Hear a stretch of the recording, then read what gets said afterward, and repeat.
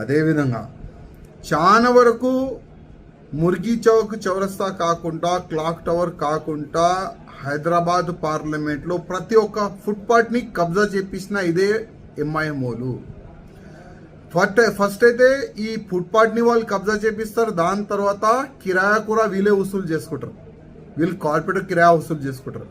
అది కాకుండా నా నియోజకవర్గం గోషామేల్ నియోజకవర్గంలో కూడా ఇదే తమాషా వీళ్ళు చేస్తున్నారు. నా కాన్స్టిట్యున్సీలో మీరు ఏక్ మినార్ మస్జిద్ సరౌండింగ్ చూడండి, మీరు కోటి ఈఎన్టీ హాస్పిటల్ సరౌండింగ్స్ చూడండి, మీరు కోటి కళ చూడండి, అన్ని ఎంకరేజ్మెంట్ చేపించిన ఇదే ఎంఐఎంఓలు. మేము రైటింగ్గా మున్సిపల్ కమిషనర్కి రాసినాం, సార్ కనీసం జనాలు నడవనికి ఫుట్పాత్లో ఉన్న ఎంకరేజ్మెంట్ తీపియలే. ఇప్పుడు కూడా తీపియాలి. ఎందుకు? ఎంఐఎంకి భయపడి.